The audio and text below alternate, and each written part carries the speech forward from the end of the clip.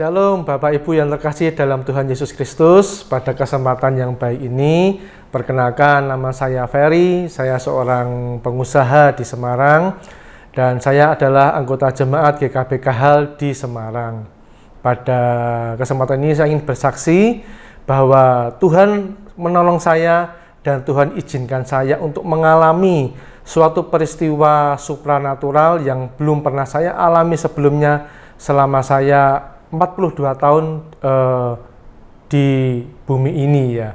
Pengalaman saya menarik, pengalaman saya adalah sesuatu hal yang saya nggak pernah pikirkan. Mungkin saya pernah dengar cerita banyak orang, tetapi saat saya mengalami sendiri, ini benar-benar saya menyaksikan kuasa Tuhan dan kuasa nama Yesus itu dahsyat dari dulu sampai sekarang. Kesaksian saya dimulai pada hari Sabtu pagi, kira-kira sebulan yang lalu. Sabtu pagi biasa saya dan istri jalan-jalan pagi di sekitar perumahan saya. Pada waktu itu jam menunjukkan pukul 6 pagi. Saat saya bangun, saya merasakan sesuatu hal yang aneh. Apa itu? Saya merasakan ada ketakutan yang luar biasa. Ketakutan yang mendominasi seluruh tubuh, pikiran, dan jiwa saya. Bahkan saat istri saya ke kamar mandi, saya takut setengah mati. Saya benar-benar takut. Saya panggil-panggil nama dia untuk dia segera kembali nemeni saya. Istri saya bingung karena nggak biasanya saya ketakutan seperti itu. Istri saya berkata, "Ada apa? Kamu ngalami apa?" Saya hanya bisa berkata, "Saya ngalami ketakutan yang luar biasa. Saya ngalami saya akan mati. Saya ngalami saya itu akan dicabut nyawanya oleh sesuatu yang nggak jelas."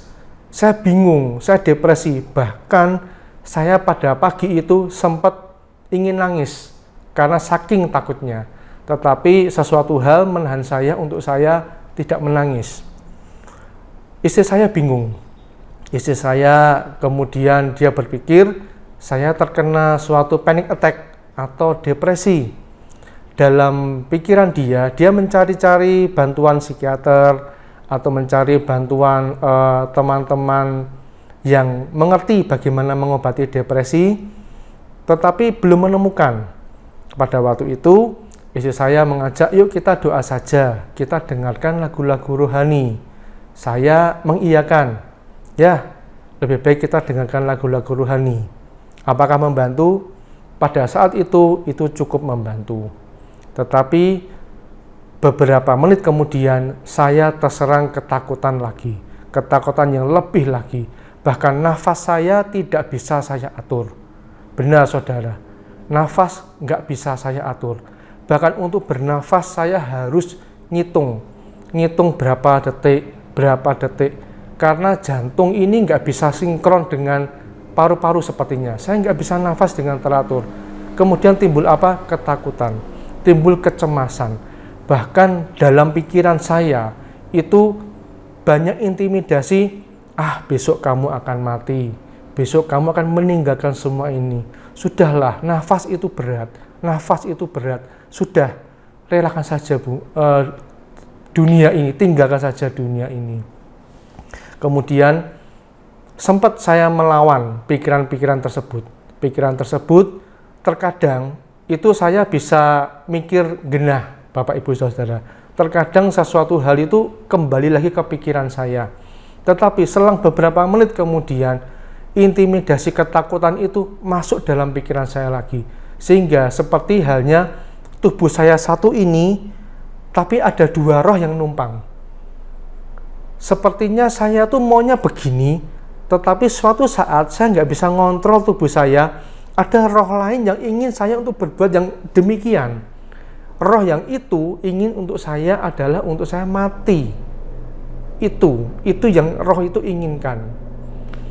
Lalu karena jam sudah menunjukkan hampir pukul 10, saya harus bekerja.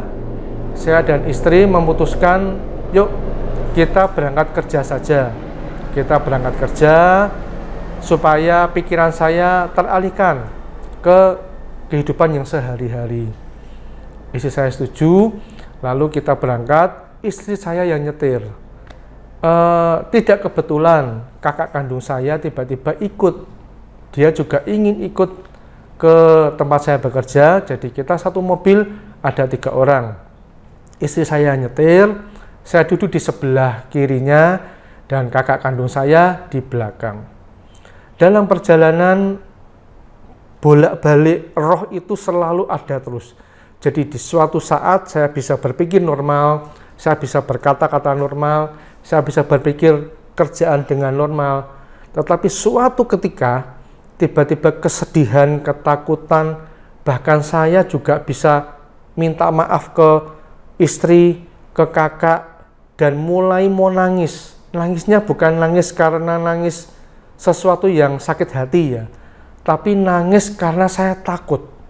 Seperti halnya anak kecil yang dikejar-kejar orang yang lebih gede mau dipukulin. Itu, saya ketakutannya seperti itu. Itu nggak pernah saya alami sebelumnya. Lalu karena istri saya melihat saya gelisah nggak karu-karuan, istri mengusulkan, bagaimana kalau masuk rumah sakit saja, coba dicek, siapa tahu jantungnya ada masalah. Karena 2 bulan sebelumnya jantung saya ada masalah, saya sempat opnam di rumah sakit karena serangan tersebut.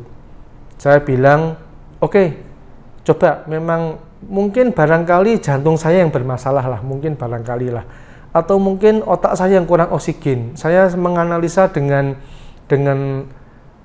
analisis secara kedokteran gitu loh.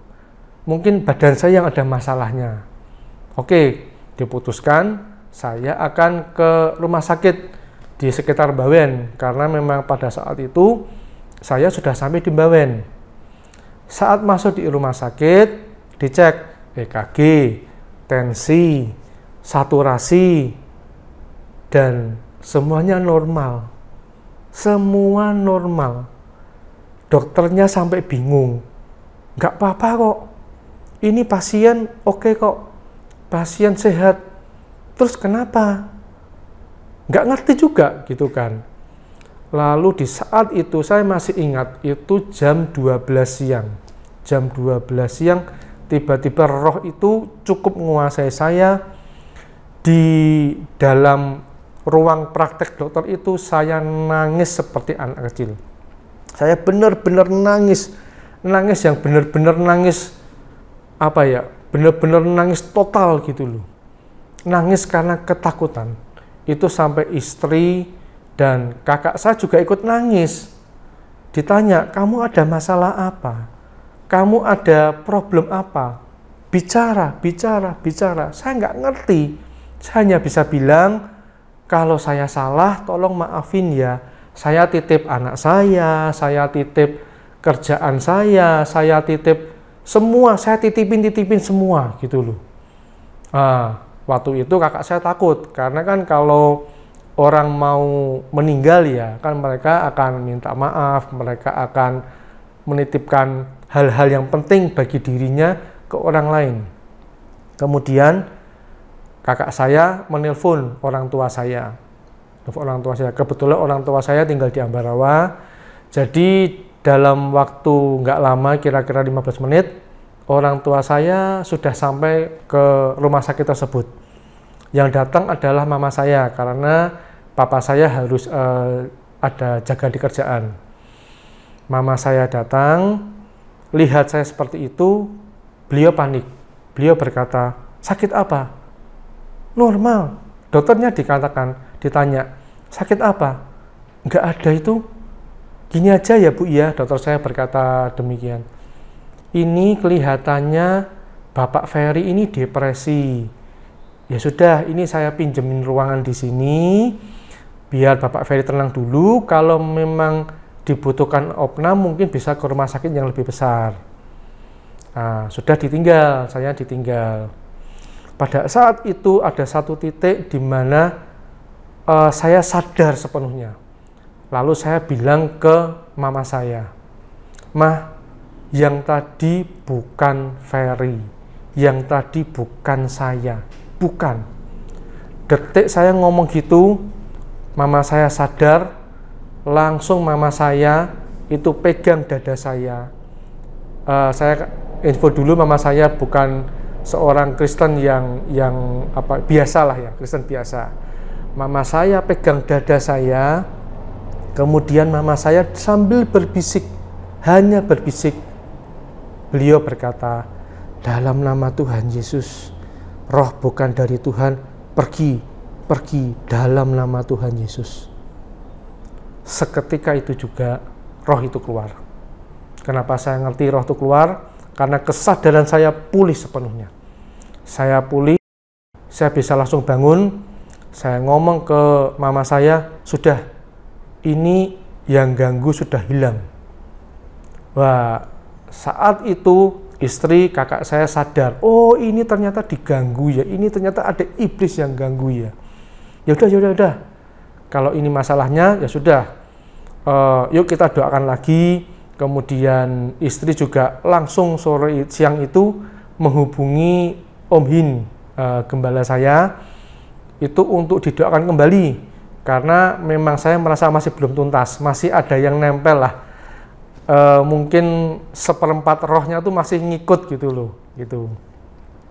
Singkat cerita, saya pulang ke rumah saya di Semarang dan langsung saya ke tempatnya gembala saya, Om Hin. Sampai di rumahnya Om Hin, saya cerita, Om Hin, ini saya tadi mengalami demikian, saya ketakutan, dan saat mama saya menengking roh itu keluar. Tapi saya merasa belum tuntas, Om Hin, minta doanya. Saya masih ingat Om Hin berkata, ya, tapi ini ada yang aneh juga, Ferry. Om Hin berkata demikian. Apa yang aneh, Om Hin? Karena Om Hin ternyata 2 hari yang lalu Om Hin bermimpi. Om Hin bermimpi beliau sedang ngusir setan, sedang peperangan.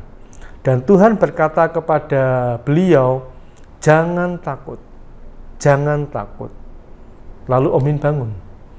Om Hin berkata, Tuhan, teori jangan takut aku sudah tahu, aku sudah ngerti. Kenapa itu diulang-ulang lagi? Seperti itu. Ternyata mimpi Om Hin 2 hari yang lalu itu ditujukan pada saya. Bahwa saya harus melawan serangan iblis tanpa takut. Harus jangan takut, tidak boleh takut. Firman Tuhan berkata, lawanlah iblis, maka ia akan lari daripadamu. Itu. Tapi pada saat itu saya merasa masih takut saudara, masih takut. Masih ada ketakutan yang cukup mendominasi dalam hati saya. Bahkan saat saya didoakan oleh Om Hin, ada suara jelas dalam pikiran saya yang berkata, hari ini saat kamu tidur, kamu tidak akan bangun lagi keesokan harinya. Saya ngomong ke Om Hin, Om Hin, tadi pada waktu Om Hin berdoa, ada suara Om Hin bahwa nanti malam saya tidur, besok saya nggak bangun lagi, Om Hin. Gimana Om Hin? Apa saya nggak tidur semalaman? Om Hin berkata, jangan takut, tengking, doakan. Dalam hati saya berkata, ya teorinya begitu, tetapi ini saya yang ngalami ini tidak semudah itu, gitu loh. Lalu bagaimana? Ya sudah, lawan, itu aja. Hanya itu aja. Om Hin berkata, jikalau seseorang pendekar, dia punya ilmu bela diri teknik sebagus apapun, kalau dia takut melawan musuhnya, maka dia akan kalah. Oleh karena itu, jangan takut. Roh Tuhan lebih besar, saya sudah menjadi anak Tuhan, jangan takut, harus lawan, iblis akan mundur. Oke Om Hin, lalu singkat cerita saya pulang, saya sampai ke rumah, jam 7 malam badan saya sudah capek luar biasa. Jadi memang ya kalau kita pelepasan itu, saat rohnya itu pergi, kita merasakan capek fisik yang luar biasa. Setelah itu karena saya masih ketakutan, saya minum obat penenang. Saya khawatir nggak bisa tidur. Setelah minum obat penenang bisa tidur, keesokan harinya saya ke gereja. Itu kejadian Sabtu, besok Minggu ke gereja. Kebetulan sudah onsite, jadi saya ke gereja. Pada waktu saya masuk ke gereja, satu hal yang Tuhan izinkan untuk saya melihat saat pujian pertama dinyanyikan, saya melihat suatu sinar di depan. Jadi di mimbar itu sinar yang terang, nggak kelihatan apa-apanya, tapi satu sinar yang terang. Dan saat saya tutup mata, seperti halnya ada listrik, itu seperti listrik kecil-kecil menyentuh jari saya, menyentuh wajah saya, menyentuh hati saya. Dan itu terasa hangat, masuk. Saya rasakan terus. Seperti roh Tuhan itu masuk dalam diri saya. Dan saya nangis. Dari pujian pertama, kedua, ketiga, saya nangis. Saya tidak pernah, jarang sekali nangis dalam kebaktian. Di KHL saya belum pernah menangis, tapi pada minggu itu saya nangis. Karena saya merasakan, Tuhan, Engkau itu nyata. Tuhan, Engkau itu nyata. Engkau itu benar-benar nyata. Ampuni aku Tuhan, aku seringkali melupakan Engkau. Ampuni aku Tuhan, aku seringkali menganggap sepi Engkau. Tapi Tuhan, Engkau itu nyata. Setelah saya doa demikian, saya merasa lebih baik lagi daripada yang kemarin. Dan pada malam harinya, saya sudah atur janji dengan seseorang juga anggota jemaat KH, pelayanan juga, namanya Pak Freddy. Pak Freddy adalah seseorang yang bisa melihat sesuatu secara supranatural. Malam hari saya ke sana, saya berdoa, beliau juga mendoakan saya. Lalu saya tanya, Pak, ini yang ngikuti saya sudah hilang belum? Beliau berkata, oh sudah. Tapi kita doa aja yuk. Oke, kita doa. Setelah didoakan, beliau berkata, waduh Fer, bener. Ada yang ngirim kamu. Ngirim? Iya. Ada yang ngirim kamu. Atau istilahnya ada yang nyantet kamu. Loh kok bisa? Iya. Itu makhluknya itu kejawen, seorang perempuan tua, pakai jari, ada gelungan di belakangnya. Sekarang dia di luar, tapi dia sekarang sudah lari. Jadi di luar rumah. Lalu saya kaget, saya takut, dan saya tanya ke Pak Freddy, Pak, kita kan umat Tuhan ya, anak Tuhan ya, kok bisa ya disantet ya? Katanya anak Tuhan kan nggak bisa disantet ya. Betul, nggak bisa, kecuali anak Tuhan itu buka celah. Pak Freddy tanya, kamu buka celah apa? Wah, nggak tahu Pak, nggak buka celah apa-apa ya Pak. Coba diingat-ingat, buka celah apa? Kebencian, atau kamu ada masalah sesuatu, atau kamu pernah main goib sesuatu? Tiba-tiba saya diingatkan bahwa setahun yang lalu saya pernah memecat karyawan saya karena mencuri uang di kerjaan saya. Itu karyawan sudah 5 tahun, saya percaya, mencuri uang banyak, saya pecat. Dan saya suruh ganti uang tersebut, tapi ya nggak bisa semua, saya suruh ganti dalam jumlah cukup banyak. Saat saya pecat, saya nyumpai dia. Saya bilang, lihat hidupmu tahun depan. Kamu akan menjadi orang yang kere, kamu akan jadi orang yang menderita. Saya sumpahi sedemikian rupa. Bahkan saya mencoba menutup rezekinya dia dan keluarganya dia. Saya mencoba segala cara supaya dia nggak bisa kerja lagi, nggak bisa dapat SKCK dan sebagainya. Saya mau matiin hidupnya dia. Itu. Tetapi setahun kemudian, yaitu pada waktu saya mengalami ini, itu saya ingat-ingat itu tepat setahun setelah saya menyumpahi karyawan saya itu. Dan ternyata itu celahnya. Itu celah. Kebencian yang saya ungkapkan kepada karyawan saya, itu celah. Karena setelah saya selidiki, ibu dari karyawan saya adalah seorang dukun yang berafiliasi dengan dukun Temanggung, dukun-dukun yang orang-orang berkuasa punya duit sering pakai lah. itu. Dan memang roh yang dikirimkan adalah roh ketakutan dan roh maut yang membuat saya supaya saya kacau pikirannya, bahkan saya meninggal. Saya sempat kaget dan saya tanya, Pak Freddy, apa yang harus saya lakukan? Kamu harus ngampuni dia. Kamu perkatakan berkat kepada dia. Bahkan kamu doa bareng-bareng, katakan jika perlu berkati dia kalau ketemu. Saya bilang, ya, oke.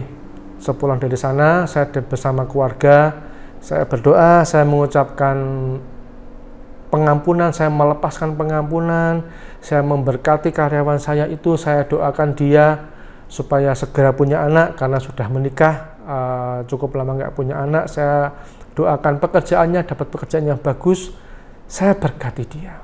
Kemudian saya merasakan suatu kelegaan yang luar biasa. Saya merasakan kelegaan, enak, damai. Lalu saya berkata, Tuhan, saya berdoa, terima kasih Tuhan, Kau sudah tolong hambamu, Kau tunjukkan kesalahan hambamu, dan biarlah hambamu Tuhan bersaksi bagi anak-anakmu yang di tempat lain yang mengalami hal seperti hamba, supaya mereka juga ngerti bagaimana cara mengatasinya. Demikian Bapak Ibu, jadi pada kesaksian saya pada kali ini, saya ingin mengajak Bapak Ibu, satu, nama Yesus, nama yang berkuasa. Dari dulu, sekarang, sampai selamanya. Siapapun yang menggunakan nama Tuhan Yesus, walaupun dengan sederhana, nama itu tetap berkuasa. Dan yang kedua, Bapak Ibu, lepaskan pengampunan. Jangan benci, walaupun orang-orang sekitar Anda, walaupun pegawai-pegawai Anda melakukan banyak kesalahan. Jangan benci mereka. Lepaskan pengampunan, lepaskan pengampunan. Karena dengan membenci, dengan menyumpahi apalagi, itu membuka celah bagi diri Anda sendiri. Gitu deh. Terima kasih. Ya, sekiranya kesaksian ini menjadi berkat bagi Anda semua. Shalom, amin.